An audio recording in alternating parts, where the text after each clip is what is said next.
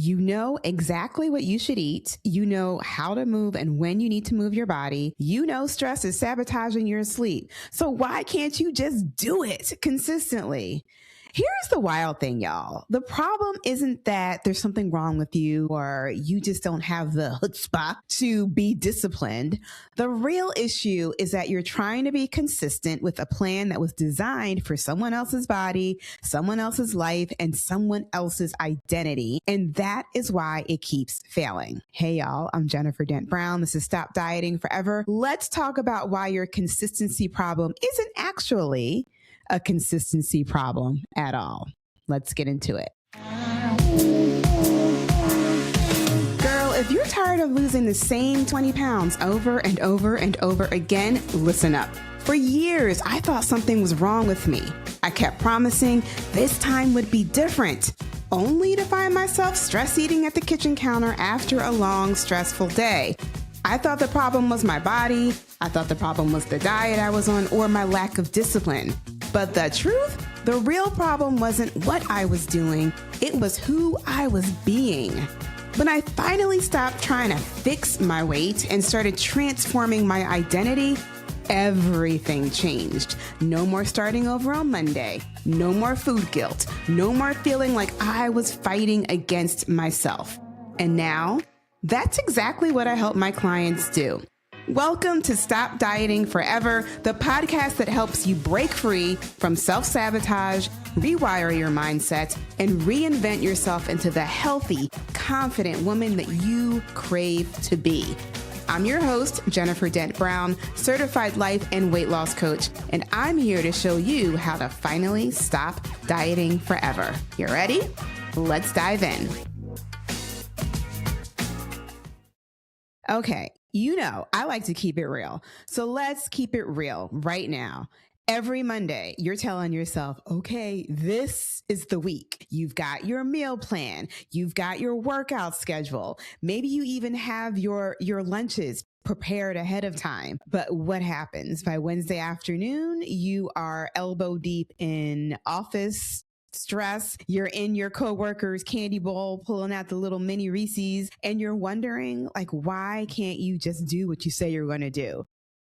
But here's what I need you to hear from me, my friend. Nothing has gone wrong. This is one of my favorite thoughts. When I feel like the world is on fire and I am just drowning in Problemville, I will tell myself, hand on heart, nothing has gone wrong. The entire concept of you staying consistent is actually setting you up to fail. Because consistency is not a personality trait that you either have or you don't have. This is not about willpower, and it's not about you just trying harder or just making yourself do it. Consistency is what happens naturally when there's three things that align. When your plan matches your actual biology, your body, it fits your real life, and most importantly, it matches who you are becoming and not who you used to be. Can I get an amen? So most of my women, most of my Lux Lifers who are over 40 are trying to be consistent with strategies that work perfectly when you were 25, right? Before you had kids and when you were in your old identity as someone who could just push through. And now you wonder why it's not working. Yes, friend, that is why it's not working. So I want to introduce you to this concept that I call the body life identity consistency framework. And when one of these three elements is off, your brain is going to resist consistency like it is trying to save your life, because in a way, it kind of sort of is. That's what your brain is designed to do. So let's break down each piece of this concept and show you exactly where your consistency is breaking down. The first part is your body. Does this plan work with your actual body? Now, your body may be in perimenopause or maybe you're postmenopausal, and it is fundamentally different than what it was at 30. Your insulin response has changed. Your cortisol patterns are different. Your sleep architecture is not the same, because if you're waking up at 2 a.m. every single night, that's not because of the moon. right? The cycle of the moon, it is because of your hormones. So why are you trying to be consistent with a nutrition plan designed for a body that you no longer have, my dear? This is bioindividuality in action. So, what I used to eat when I was 35, I used to love eating quinoa bowls. I used to love eating bread, Ezekiel bread, sourdough toast, even sweet potatoes.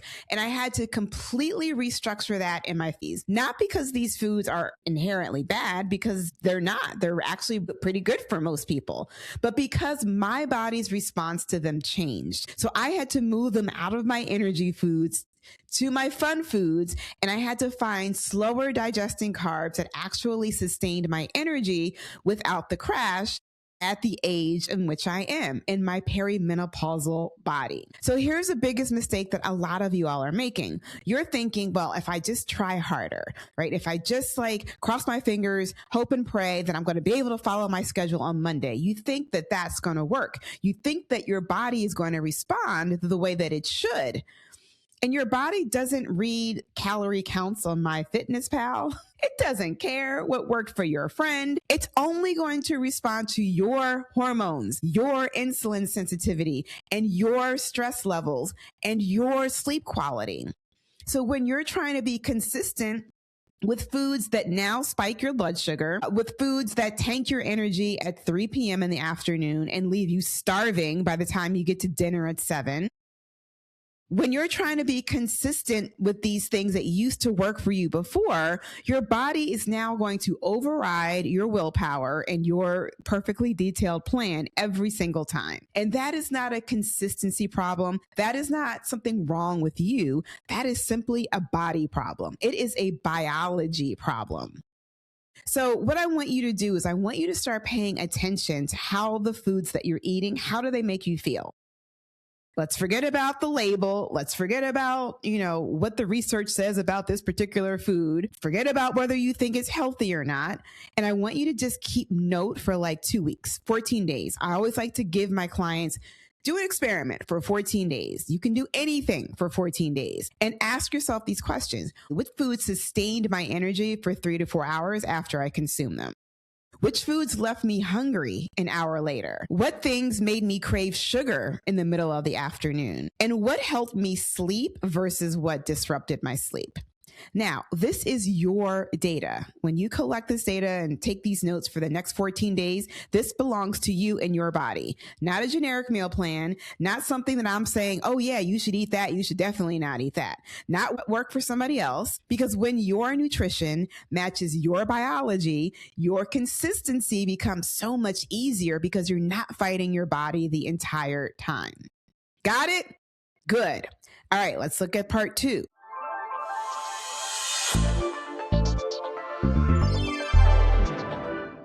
Hey, quick break to tell you about something new. If you're listening to this episode and you're thinking, okay, Jennifer, but how do I actually do this in my real life? I hear you. That is why I am launching Stop Dieting Forever Friday, a weekly newsletter that's basically the extended cut of this podcast. Every Friday, you're going to get the practical takeaways, reflection prompts, the behind the scenes of how I'm using this in my life, and one step that you can actually use from this week's episode. I want you to think of it as your implementation guide, less consuming content and more transforming your life. It is free. It is in your inbox every single Friday. And honestly, it's the difference between knowing what to do and actually doing it. You can go sign up at jenniferdent.com/email club. That's jenniferdent.com/email club. And you are in for Stop Dieting Forever Friday. All right, back to the episode.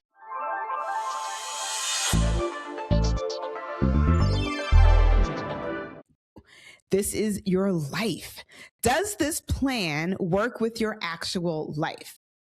So, it's crazy, right? Most of y'all are trying to be consistent. And I love you all so much. And I love doing my consultations with you all for my programs and my coaching. But you all are trying to be consistent with a plan that requires meal prep on Sundays. Oh, but you forgot that you travel for work every single week, right? You're trying to be consistent with your 6 a.m. workouts, but you forgot to mention that you're up with hot flashes half the night, every single night. You're trying to be consistent with cooking these separate meals from your family because nobody else wants to eat your grilled chicken and steamed broccoli. And you forget that you have 5 people, 5 different mouths to feed in your family, right? You're trying to be consistent with a plan that causes you to not go out to any social events, not allow you to go to any restaurants. And so all you can do is just be inside of your home because that is the perfect condition for you to lose weight. Here's the thing, my friend, your life is not going to get less busy.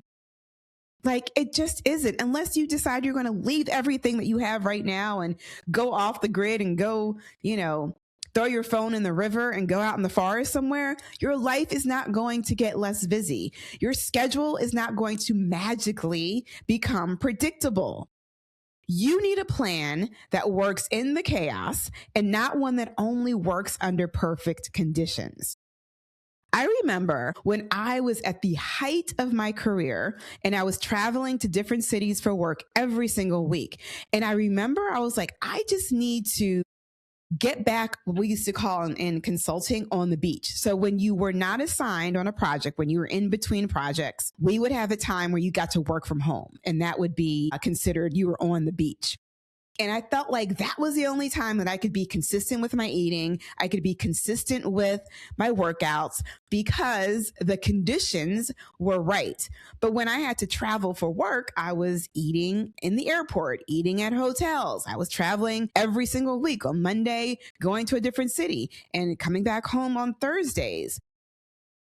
And I felt like everything was just out of my control. So what changed for me after 14, 15, 16 years of traveling for work? I had to come up with my own grown woman standards when it was time for me to pack up my suitcase and travel for work. So what was that? For me, I had to plan my nutrition around what was actually available on the road. I never left it up to myself to try to figure it out in the airport. Because remember, traveling by air is kind of stressful. And then you have to add work stress on top of that. Oh my goodness. I remember one of my most annoying managers was in Philadelphia. We used to travel together for our programs and we used to travel on Sundays. And I'm just like, listen, I just want to relax. I want to just put on my headphones and we'll start work when we get to the destination. But she would see me in the airport at the gate and she would pull out her laptop and we would sit down and we would start doing work. And that used to make me so mad. So think about the travel stress layered on top of that was the work stress.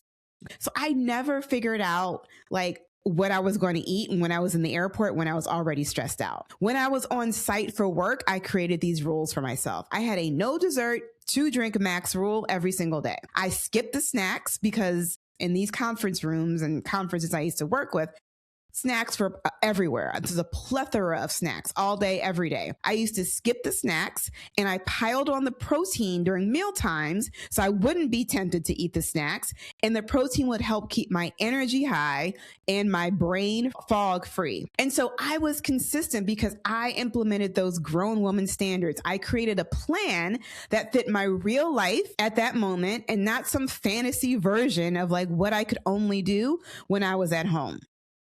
The mistake that you all make a lot is thinking that you need to change your entire life to fit the plan. And that is 100% backwards. The plan needs to fit your life. So if you are a mom and you're shuttling your kids to this activity, this activity, this activity, your nutrition strategy needs to work in the car. If you work nights, for all of my medical workers out there, my shift workers, your eating window needs to match your actual schedule and not some ideal 8 a.m. to 6 p.m. timeline when half of that time you're actually asleep. And so let's talk about the biggest life fit failure. Plans that require you to be a completely different person in a social situation. You know what I'm talking about. You're like, all right, I got to go to this social event. I got to go to this party. I have to go to this dinner event. I have to go to this client event, whatever it is. I have to go to this fundraising event, whatever it is. And you're like, all right, I'm going to go in there and tonight I am not going to drink, knowing that you are good for 2, 3, 4, 5 glasses of wine on a good night. But today you're saying, I'm not going to drink. Or you go into the dinner and you say, all right, I'm just going to order the salad. I'm not going to have any bread and I'm going to say no to dessert. Sounds good, right? But how's that working for you? Are you being consistent or are you forcing yourself through sheer efforts until you inevitably break? Stop setting yourself up for failure. And I know the social situations are tricky. Family dinners, client lunches, fundraising activities, church events. I know the social events are tricky. So I've created a social eating success guide that I give to every single one of my clients that they use to walk them through exactly what they're going to do before they walk in the door of that event. So they already have their grown woman standards already set up before they go into that event. So what I want you to do when it comes to making sure your plan works with your actual life, I want you to go ahead and map out your actual week and not the week that you wish you're going to have, right? Map out your actual week. Don't put in your calendar that you're going to wake up at 5 a.m. to go to the gym if your actual week, you're really getting up at 8. Don't do that. Don't do that to yourself. What are the non-negotiables? When are you actually home? When do you have the decision fatigue that you need to make decisions ahead of time before that brain fog and decision fatigue sets in? When are you most vulnerable to grabbing whatever's easy, right? I talked about me being in the airport and traveling for work. Like me deciding what I'm going to eat at the airport is a hell no, because I would be at the bar with a margarita on one side and a plate of nachos on the other, crunching away, worrying about this flight, worrying about this work trip. So I want you to ask yourself those questions. And then I want you to design an approach, a nutrition approach that works with these realities. Maybe you need a grab and go breakfast option because your mornings are chaotic. Maybe you need something that you can easily eat in the car and that won't find you hitting up the Dunkin' or the Starbucks on the way after dropping the kids off from school. Maybe you need a strategy for your business lunches that doesn't involve you awkwardly pulling out Tupperware or measuring your food at the table, right? Maybe you need fun foods that are built into your Friday night and you plan that on a Monday because that's part of your actual life instead of waiting until Friday where you're done from the week, you're tired, you have decision fatigue, and your partner is like, let's go get pizza. And you're like, oh my God, yes, let's go get some pizza and some beer. Consistency is not about perfection. It is about having a plan that is sustainable in your real, messy, unpredictable life. And let's look at the third part of this concept, identity. So we've talked about body, we've talked about life. Now we're talking about identity. Does this match who you're becoming? So this is a piece that nobody talks about. No weight loss program, no nutritionist, no dietitian, no weight loss clinic. Nobody's talking to you about your identity. And this is the reason why you can have the perfect plan for your body and your biology and your life, and you will still F it up. You will still not be consistent.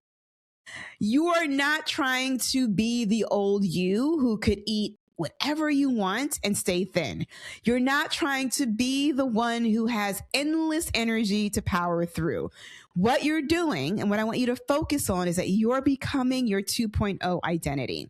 You're becoming the woman who uses food as fuel and not entertainment. You're the one who is becoming the woman who prioritizes sleep because she knows it is a non-negotiable. And you're becoming the woman who says no to the things that don't serve her. And you ain't got to tell nobody why you are saying no. There's no guilt. And there's no explanation. But if your actions are still coming from your old identity, your people-pleasing identity, your stress-eating identity, the woman who puts everyone else first identity, you're going to keep self-sabotaging no matter how good your plan is on paper. Your identity is everything. This is going to seal the deal, y'all. Your old identity says, I just need to be disciplined. I should have willpower. I should just eat less. I should be able to push through, right? You're just shooting on yourselves. We talked about this today in our Learn and Lose Identity Upgrade call. You are just shooting on yourselves. How many times are you speaking to yourself and you're saying, I should do this. I should know this. I shouldn't have to do this. I should just do this. You are shooting on yourself and you need to stop it. Right? That is your old identity. We are leaving her behind. Your grown woman error, your 2.0 identity. She says, my body needs specific things to function optimally, and I make decisions based on data and not guilt. And I'm not being difficult when I say no. I'm just being intentional. Thank you. Do you see the difference? Do you feel the difference? One identity is about restriction and shame, and the other identity is about becoming someone who makes different choices because she values different things. That, my friend, is you and your grown woman error. I had a client years ago. She kept falling off of her plan every single weekend when she would visit her mom for family dinner. We'd get her dialed in. She'd be doing great. And then she would spend Sunday at her mom's house with her brothers and her families, and she would come back completely derailed. Her problem wasn't willpower because during the week she was great. Saturdays, she was great. The problem was her identity conflict. As soon as she stepped in her mama's house, she was playing the role of the daughter who needs to be accommodating. She was playing the role of the daughter who eats whatever she's served because she didn't want to say no to anyone. She didn't want to make waves. And she was playing the role of the younger sister who was the common bait for her older brother's teasing. Now, mind you, this woman is in her 40s. Some things just never change. When you walk into that old environment, some things never change. What we had to do was establish her 2.0 identity and develop the thought patterns that she needed to have when she walked into her mama's house in her grown woman identity. So this is the identity of the woman who walks into her mama's house and makes food choices based on how she feels and not based on how she wants her mother to feel. So once we worked on bringing her new identity into this relationship as daughter and sister, everything changed. She could show up at her mama's house and maintain her energy eating plan because it wasn't about the food anymore. It was about who she was becoming. But the mistake that I see so many of you all is trying to be consistent with behaviors that don't match your evolving identity. You're trying to become someone who prioritizes her health. You're trying to become that gym girly. You're trying to become that health girly, but you're still taking on everyone else's stress. You're trying to become someone who uses food as fuel, but you're still eating your feelings when work gets overwhelming and your boss gives you some critical feedback, some criticism. Your actions and your identity, they have to align. Otherwise, you'll always revert back to old patterns when things get hard. So I want you to ask yourself, who is the woman who maintains her health long term? Who is she? Who is the woman that maintains her health long term? I want you to answer the question. What does she value? How does she make decisions? What does she say yes to? What does she say no to? So I want you to start making decisions from that identity. You got to answer the questions first. But then once you have your answers, I want you to start making decisions from that identity, even when it feels uncomfortable. And y'all, it's going to feel uncomfortable because your 1.0 identity is going to be like, whoa, what are you doing here? Like, what is happening? Like, calm down. And your bratty brain is going to start to get really loud and try to keep you thinking in your 1.0 identity. This is when you got to have some courage. You got to have some courage. You got to step into your big girl panties and put on those grown woman standards and be grounded in your decisions, even when people are surprised by your choices, even when your old identity is screaming at you that you're being difficult or high maintenance and you should be doing this. You shouldn't be doing that, right? It's starting to should on you again. So this isn't about you becoming someone else. right? This is not you like transforming into, I don't know, a vampire or something, or a witch or something crazy. This is about you becoming the version of you that your current choices right now are preventing you from being. That version of you is already in existence because it's in your mind. That vision, that healthy person vision you have for yourself is already there, because you've already decided this is what you want. You just have to bridge the gap of getting from where you are right now to that vision of who you want to become. And that is your identity.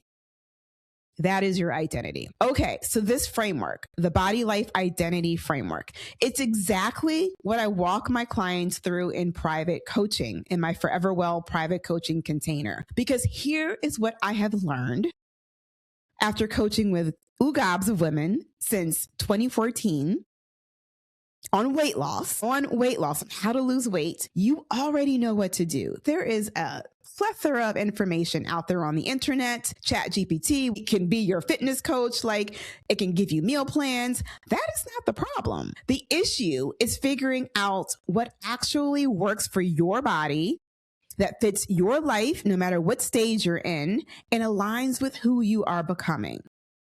And that is why I start every single private client relationship with comprehensive lab work, because we need to know what is happening with your hormones. We need to know what's happening with your insulin response, and we need to know your functional wellness gaps, that standard testing from your primary care physician that they're missing. And then from there, we're going to design a nutrition approach that works with your biology and not against it. And then we work on that identity piece, because this isn't about another, 12-week transformation. This is about you becoming the woman who maintains her health for the rest of her life. So here's what I want you to do. Whether you ever work with me or not, I want you to stop trying to be consistent with a plan that doesn't match your biology, doesn't fit your life, your schedule, or it doesn't align with who you are becoming. And that is not a you problem. That is a plan problem. So I want you to start gathering your own data. I want you to start paying attention to how these foods are making you feel. I want you to look at where your real life creates friction with your current approach. And I want you to be honest with yourself. Keep it real, y'all. Keep it real with yourself. Are these choices coming from my old identity or my 2.0 identity? And if you're like, whoa, Jennifer, that sounds good, but I need some help in figuring this out. If you are tired of the cycle and you are ready to actually understand why you self-sabotage, you can book a call with me. We'll look at what's really going on and see if Forever Well private coaching is the right fit for you. But regardless, I want you to stop blaming yourself for not being consistent. I want you to start questioning whether you're trying to be consistent with the wrong damn plan. All right, y'all. Live Lux, and I will see you in the next episode.